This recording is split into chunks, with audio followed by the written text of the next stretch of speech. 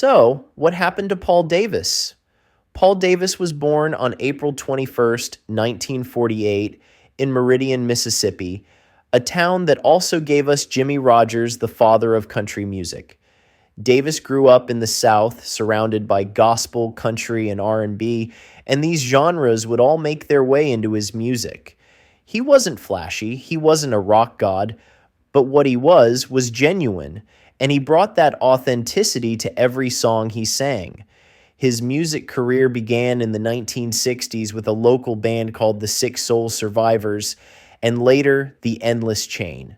But his big break came in the early 1970s when he signed with Bang Records, the same label that once housed Van Morrison and Neil Diamond. In 1970, he released his first solo album, A Little Bit of Paul Davis, and began carving out a niche in the burgeoning world of soft rock. He wasn't a household name like Billy Joel or Elton John, but Paul Davis had something special. In 1977, he released a song that would become his signature hit, I Go Crazy.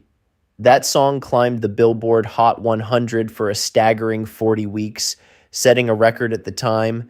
It's a slow, aching ballad about seeing an ex-lover again and feeling the old emotions bubble back up. It was subtle, it was sincere, and it resonated deeply with people going through heartbreak. His success didn't stop there. In the early 80s, Davis pivoted to a more contemporary pop sound, releasing Cool Night and 65 Love Affair. The latter was a nostalgic, bouncy track that climbed to number 6 on the charts and showcased his versatility. He wasn't just a balladeer, he could do upbeat, radio-friendly pop too, but just when his career was catching fire, Paul Davis did something unexpected. He stepped back. He never chased fame like many of his peers. After a few more hits in the early 80s, he slowly faded from the public spotlight. He still made music, just more quietly. In fact, Davis was a brilliant songwriter behind the scenes.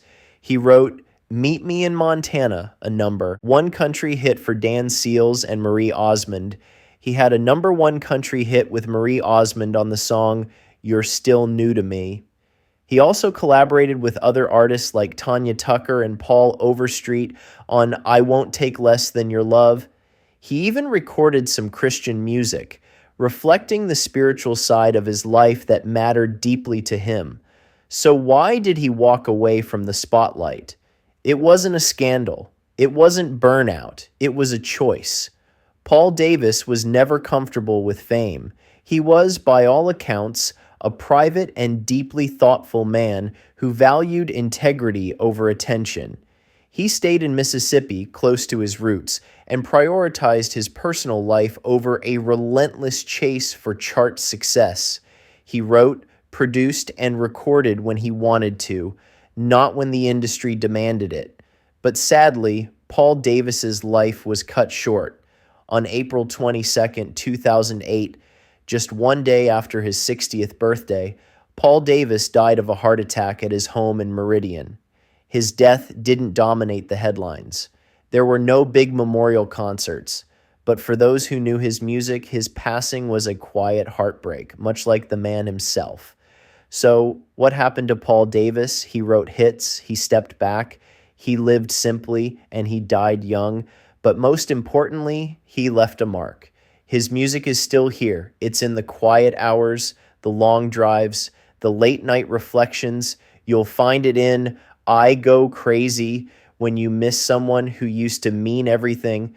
You'll find it in Cool Night when the breeze hits just right and you remember being young and in love. Paul Davis never screamed for attention, but that's what made him unforgettable.